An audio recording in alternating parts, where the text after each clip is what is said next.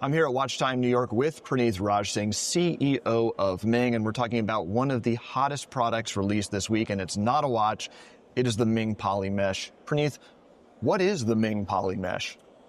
The Polymesh it's neither strap nor bracelet, and yet both at the same time. It's a 3D printed piece of titanium, right, that behaves like fabric. As you can see here, you can twist it around like it's almost like fabric, but it's also got the tactility of metal. And what that means is when you pick it up first, it's got that coolness that you associate with metal. It's got the strength that you associate with metal, but it's also got the organic feeling of fabric. So. Now you mentioned 3D printed. Yeah. 3D printed only begins to describe what you guys have done here to create this. So can you tell us a little bit about how exactly the bracelet is produced and the technology you're using to do it? So I think 3D printing has become a catch-all phrase.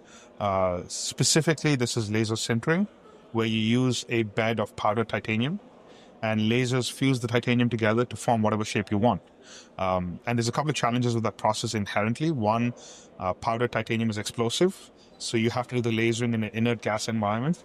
Wow. Which not a lot of people can do to begin with.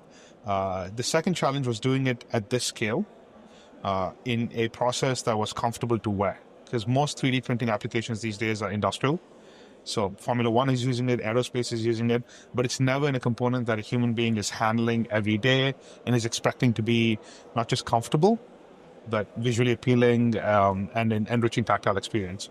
And the way we went about doing it really was, we went to most of the major 3D laser sintering machine manufacturers, and we're like, hey, what is the absolute lowest dimensions you can hit? What are the tolerances that you can hit? And we got that data and we said, okay, this is our flow. And then MING designed around those limitations to come up with this geometry. And that's what makes the Polymesh so unique, is the way the links are designed and the way they are interconnected and behave.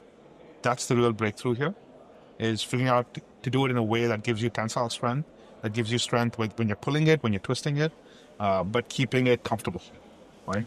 Pretty remarkable. Why even bother doing this? Or I guess another way of saying it is, how did this wild idea even come into Ming's mind or anyone's mind at the company?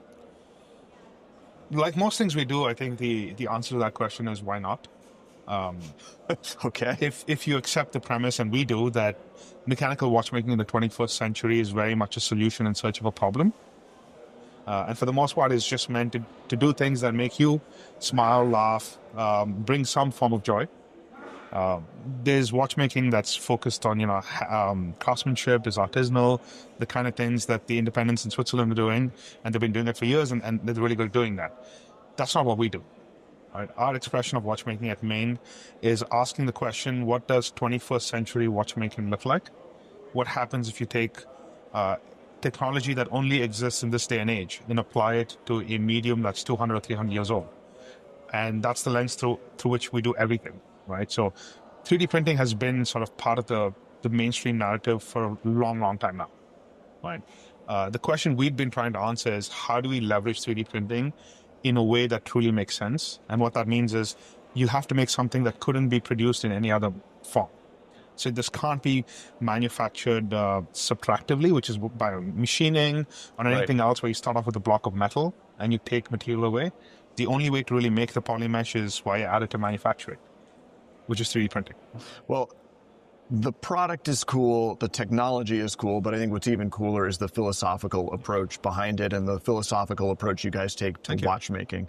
Congratulations, it's a remarkable product. It's rare to be at a watch show like Watchtime New York, where the thing that gets all the attention is not even a watch. Pretty remarkable. So there you guys have it. It is the MING Polymesh, and of course you can find out more at collectivehorology.com. While you're at it, make sure you subscribe to this channel to stay up to date on all things independent watches. Thanks for watching. Thanks, Gabe.